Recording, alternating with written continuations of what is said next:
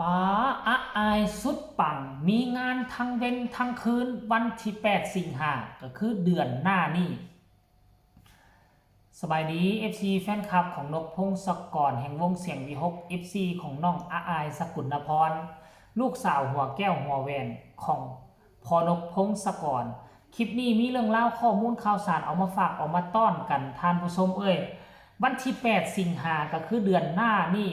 มีทั้งกลางเว้นมีทั้งกลางคืนงานของน้องอะอายจะแบ่งเวลาไปได้หรือบอนี่ท่านผู้ชมเฮามาวิเคราะห์กันเนาะหลายคนก็ฮือฮา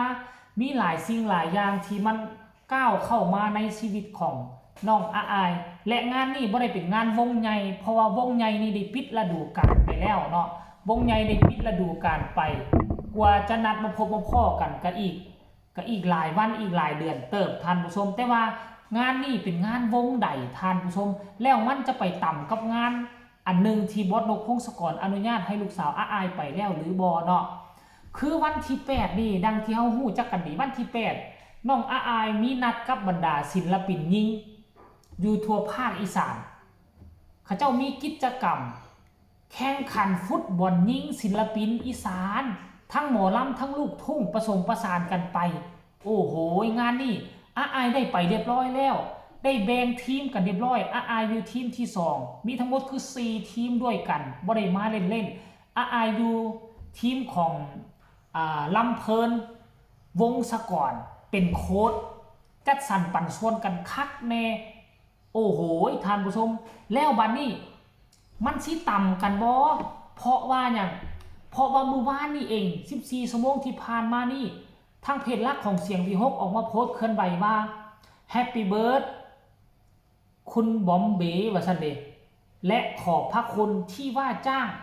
พงศกรแบรนด์ไปทำการแสดงในงานแก้บน8สิงหาคมนี้บ้านม่วงค้อนสายอำเภอกูแก้วจังหวัดอุดรธานีหน้างานทรงฟรีมีสตรีมไร่กุมปิดนกพงศกรแฮกแท็กเสียงวีหกอลังการโชว์พร้อมกับลงรูปนี่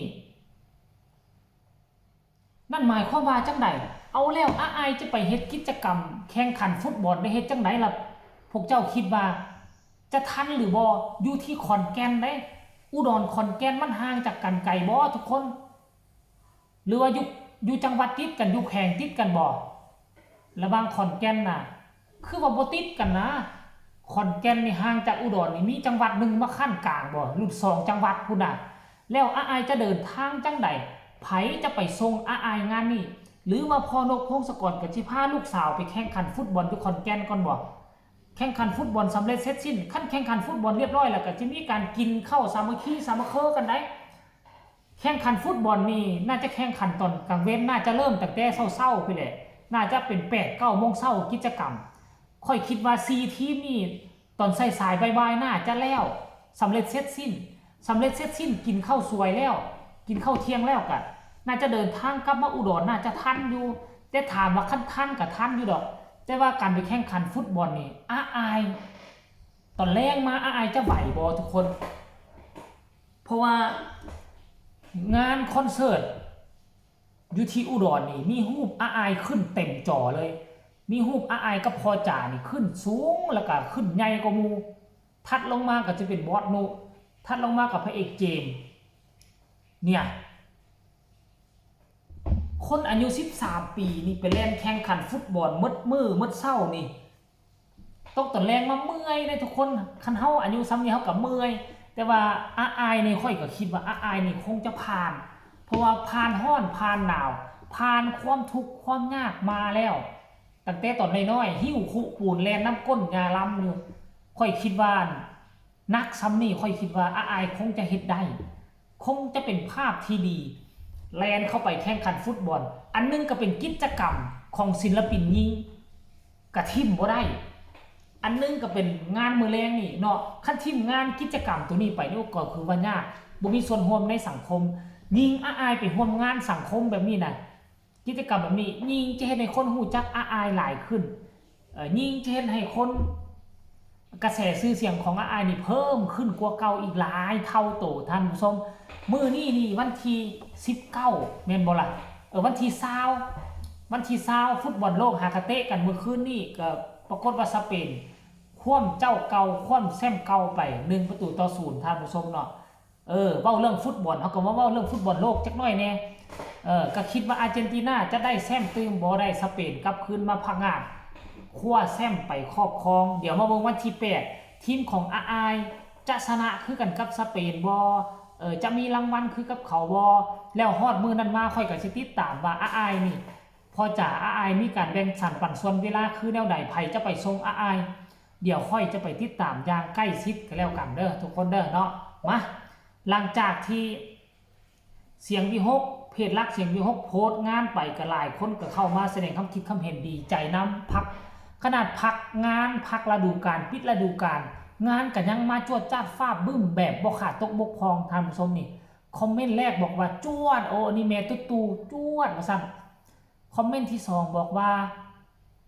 จัดไปว่าซั่นนี่ม่วนอย่างเดียวจ้าว่าซั่นเนาะ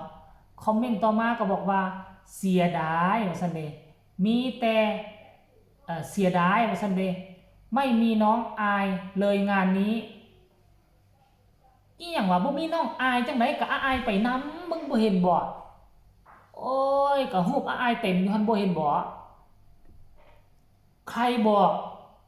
บ่มีอีล่าค่ะในรูปก็มีไม่เห็นหรือว่าซั่นเด้โอ้ทุกคนเอ้ยมีค่ะแม่ว่าซั่นปาเดี๋ยวจะเป็นประเด็นดราม่าอีกแล้วตาเขาบอดมั้งคะว่าซั่นเด้ขายวันไหนคะอันนี้บัตรกลุ่มปิดเนาะต่อมาก็ว่าตามไม่ให้พลาดว่าซั่นเด้คอมเมนต์นี่คอมเมนต์ต่อมาบอกว่าคุณเขาลงรูปน้องอายด้วยน้องก็ต้องไปสิคะเห็นบ่ล่ะรอเบิ่งหน้าจอซื้อบัตรจ้าว่าซั่นเนาะแม่เขาไม่ค่อยสบายคงมองไม่ชัดค่ะมีน้องอายอายนะแม่ว่าซั่นเด้โอ้ยท่านผู้ชมเอ้ยเลิศมากว่าซั่นเนาะคุณไม่เห็นรูปเหรอว่าซั่นป้าโดนถล่มคอมเมนต์ยับท่านผู้ชม MC แฟนคลับเอา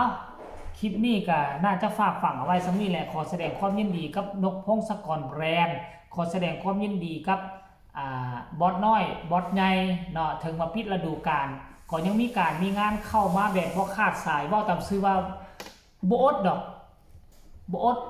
อายมาอยู่กับเสียงวี6บ่มีทางว่าสิอดตุยปิดฤดูกาลก็ซ้ำบ่ปิดฤดูกาลงานเข้ามาแบบรัวๆเลยท่านผู้ชมเอาแสดงความยินดีขอให้คลิปนี้เป็นคลิปที่ดีของพ่อแม่ FC แฟนคลับใครมีความรู้สึกแนวใดก็แสดงความคิดความเห็นมา